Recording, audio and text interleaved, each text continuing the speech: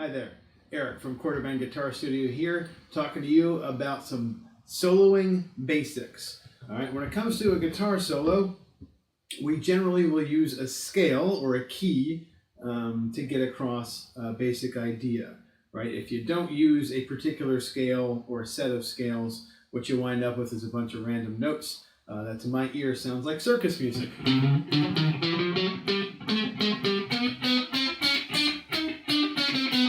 So if I don't know where I'm going on the guitar, it can get pretty muddy and pretty terrible pretty quickly.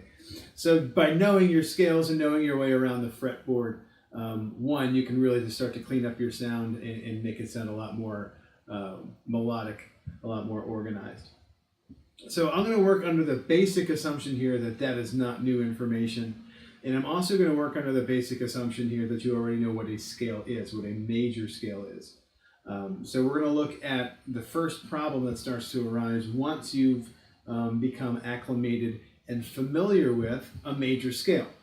So that problem being, I just keep running my way up and down it, or it feels kind of canned after a while, that it feels too predictable, that you've been playing the same notes. Maybe you've been playing the G major scale over chords in the key of G major for the last year and a half of your guitar playing career, and you're ready to just kind of take that to the next step. So if you're stuck there, or if you really just want to expand another position of the fretboard, this is what we're going to work on today. And the concept that I want to use to get you out of just playing that basic scale is going to be the idea of modes. Specifically, we're just going to look at the second mode, which is going to be the Dorian mode. There's a misconception about how modes are intended to be used. And I'm not going to get too deep into it because I just want to get playing today. The basic idea behind the modes is that you have 7 notes in your key or scale of G major. And those notes would be starting on G, G, second note would be A, then B, C, D, E, F sharp, and G. All right, so it's 7 different ones, 8 bringing me back around to G. So that each mode then would be starting on a different letter of that scale, but not adding in any different notes, right? So the G major scale goes from G to G. The A Dorian would be those same letters of the musical alphabet. However, it would start on A, right? So you'd have A, B, C, D, E, F sharp, G, okay? So the F is still sharp because it's the A Dorian. It is the second mode of the G major scale. So we don't have any new notes, we just have a new center of gravity, so to speak. Everything is going to want to pull its way to that A in this case. So how do you use it? Well, there's a number of different ways that you can use it, but I'm going to recommend 2 ways right now. Way number 1 would be what most people do when they're first starting with guitar solos, is just pick one scale and use it for their entire guitar solo, or use it for their entire composition, and just kind of stay in a position. And that's fine. It's going to get you used to the sound of the mode. It's going to get you used to the fingering. So I do want to go over the fingering very quickly here for the A Dorian mode. And we're going to look at the 3-note per string system because I just find that to be the superior system in most cases, unless you're getting into some pretty advanced jazz stuff. So in most cases, you're going to find the 3-note per string system to be very user-friendly. This is no exception. I'm just going to look at the first octave of the A Dorian scale. And I'm going to start on the 5th fret of the 6th string, and I'm going to give you the first 3 notes, and I'll give you the second 3 notes, and then I'll just give you the last 2, so that we're really just looking at 1 octave. Just know that the 3-note per string system would continue, right? We would continue down, but I'm not going to cover all of that at the moment. So for the A Dorian, we're going to start here at the 5th fret. I'm going to put my first finger there, and I'm going to reach and use my 3rd finger to get up a whole step to the 7th fret, and then a half step with my pinky.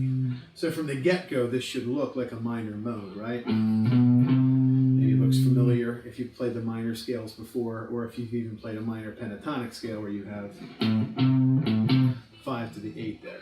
All right, so the A Dorian mode is going to have 5, 7, point, whole step, and then a half step. On the next string, we're going to have a wider grip, and I'm going to shift a little bit. I'm going to get my index finger, and I'm going to reach for my second finger here instead of my third this time, so that I can reach at F sharp, the 9th fret with my pinky. So on this string, I got 5, 7, and 9.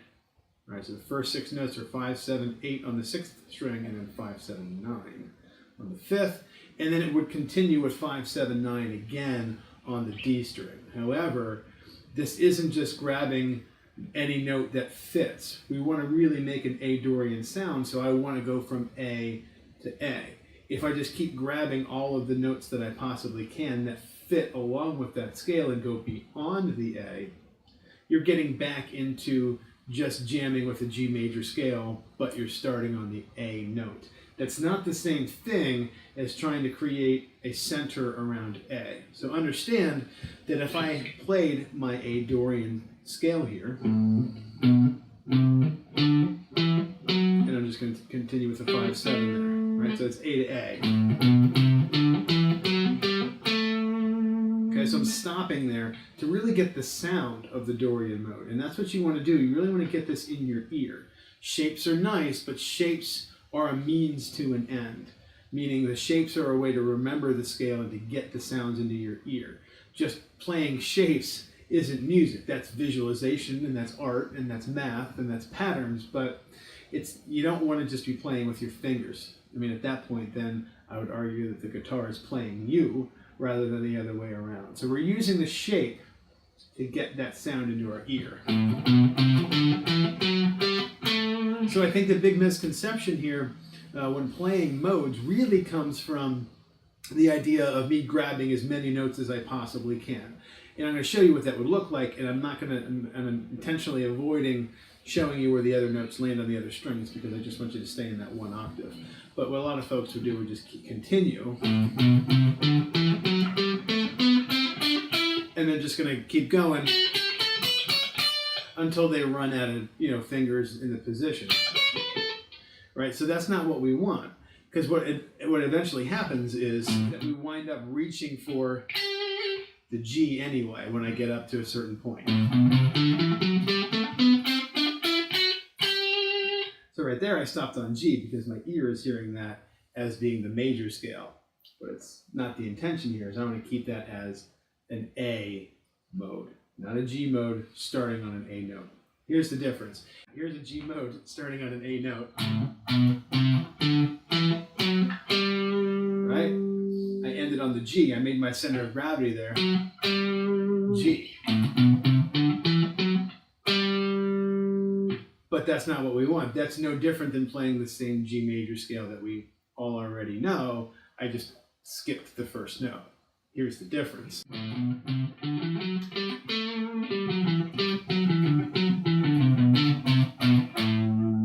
Right? So you get a different sound, a different flavor, a new experience with the same notes just by recentering them around A. So the first way to use it would just be to continue to jam over chords in the key of G, but really focusing on outlining an A and bringing out all of those A's rather than trying to resolve to G. And you're going to find that in a lot of cases that's going to be difficult and the melody is going to want to resolve to G. But it's good training for your ear to hear that center around A. And then the other way that you can use this is to start using it at any time really that you come across an A minor chord. The Dorian is a minor mode, so you can use it anytime you would use an A minor scale.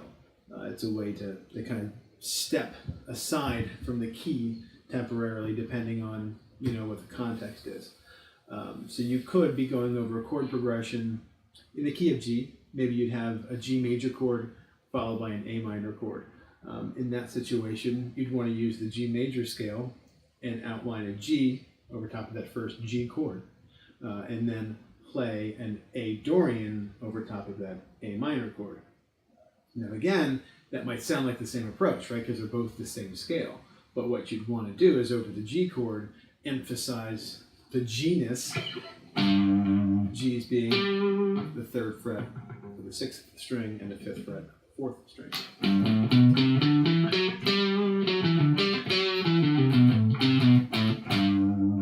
top of that G chord, I'm bringing out mostly Gs, and then when that A minor chord comes up, I'm going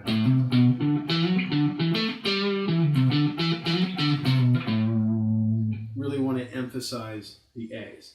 So that's two different ways that you can start to use the A Dorian mode, and you're going to find that when you start using the A Dorian more as a substitute for the minor scale, you're going to get a different flavor, and you're going to notice a different sound starting to come out of your instrument, and it's going to be really cool.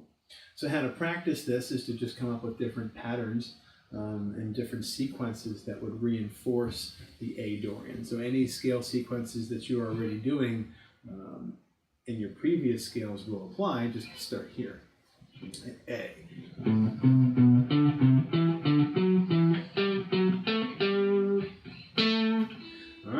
So that's the idea. I'm going to add one last little piece of information for those folks that might have already had experience with the A Dorian scale. So for the more advanced folks, something that you can do is incorporate the A Dorian into A pentatonic minor type lick. So most folks learn the A minor pentatonic scale as their first scale.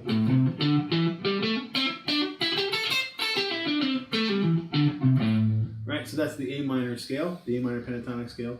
You can combine elements of both and kind of get a Dorian flavor when you're playing your pentatonic scale.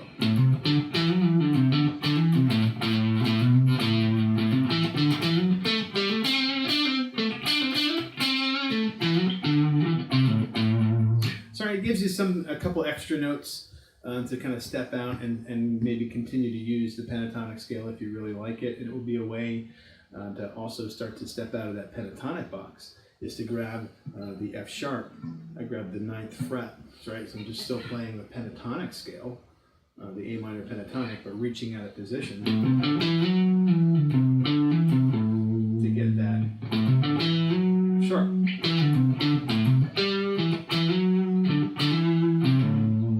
So something to consider. Hopefully this gives your playing some new directions. It's a way to add in a couple of notes and to get you further up the fretboard. So practice using an A Dorian in places where you typically would use a G major scale, or in places where you would typically use an A minor or an A pentatonic minor scale. All right, there you have it. Good luck and happy playing.